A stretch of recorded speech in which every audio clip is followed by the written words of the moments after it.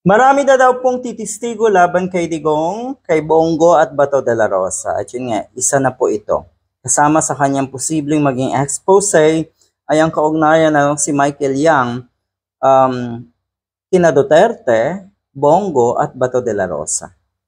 Ano namang lakas ng loob ng isang ordinaryong police, ex-cop, wala naman siguro masyadong power ang mga ganito, Pero malakas ang loob nila na lumutang dahil sila po ay nasa katotohanan. Gusto lang niya na masigurado na pag siya ay tumistigo, ay meron talagang mangyayaring aresto. Meron talagang dapat parusahan. Yun nga, dapat parusahan daw si Duterte, Bongo at Bato de la Rosa. Ako'y naniniwala na isa ito sa magiging testigo ng Kongreso at yun nga ni dating o ni former Senator Antonio Trillanes.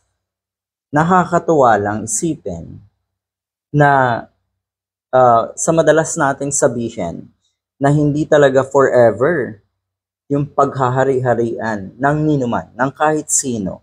Lahat yan may katapusan. Okay? Lahat din ng baho ay talagang lalabas at lalabas. At ako'y natutuwa na napaka-consistent ng isang Senator Trillanes para pagtuunan ng pansin etong kaso na ito, etong kabulastugan ng mga Duterte at ng kanyang mga alipores na sina Bongo at Bato de la Rosa. 'Di ba? Matindi ang mga yan magmalinis na kuno sila ay ayaw sa ganito. Pero yun pala, sila ang pinagmula ng droga. Ito pong post na ito ni Senator Antonio Trillanes ay totoo dahil talaga sa puntong ito etong si Bato de la Rosa po ay ngak-ngak ng ngak-ngak. At ang sinasabi ay ito ay taktika na naman daw ni Senator Antonio Trillanes para mag-ingay dahil malapit na ang eleksyon. Kakaiba rin. Sa tingin ko yung pag-iingay, kung yan nga ay ginagawa ng mga nag-aambisyon na pumasok sa politika, siguro kung talagang tama lang at dapat lang mag-ingay, positibo yon. Pero ang mga katulad kasi ni Bato de la Rosa, nagpapagamit sa mga politiko na pwedeng makatulong sa kanila para sila rin ay makapasok sa politika. Nagsisip-sip at yan po ang ginawa ni de la Rosa, kaya siya ay naging senador. Sabi ng mga netizens, ito ang pahayag ng isang netizen. Sobrang bobo ni Bato.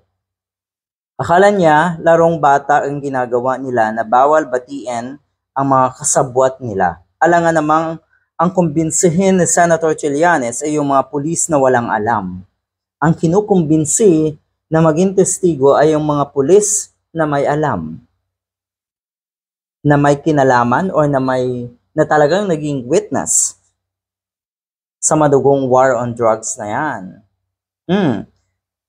Tanga tong kalbo kung wala si Digongyo, malamang PO3 lang ang damuhong ito, ang tokmol na ito. So maliwanag na ang totoong oportunista at nagpapagamit ay si Bato de la Rosa. Hindi ka nga nag-ingay, sige, bago mag-eleksyon, pero nagpagamit kasi kayo. Sumandal kayo sa isang tao na iniisip nyo na forever magiging makapangyarihan.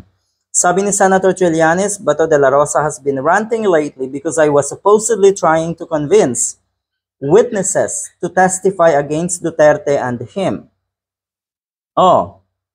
Anong problema kung maghanap ng witness ang isang porsigido na ipakulong at panagutin sa batas at sa taong bayan?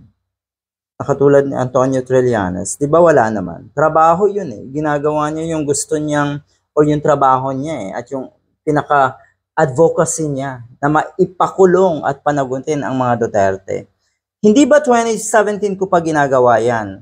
At hindi ako hihinto na gawin yan hanggang sa mapakulong ko sila ni Pidots. Hindi daw po hihinto si Senator Trillanes hanggang sa hindi po kayo mapakulong, Mr. Bato de la Rosa. Yung pag-rant nyo po, yung mga kung ano-anong statement nyo laban kay Antonio Trillanes at sa iba pa, yan po ay senyales na kayo ay kabadong-kabado Dahil kung wala nga kayo talagang kasalanan, madali namang harapin ang mga investigasyon na yan. Good luck.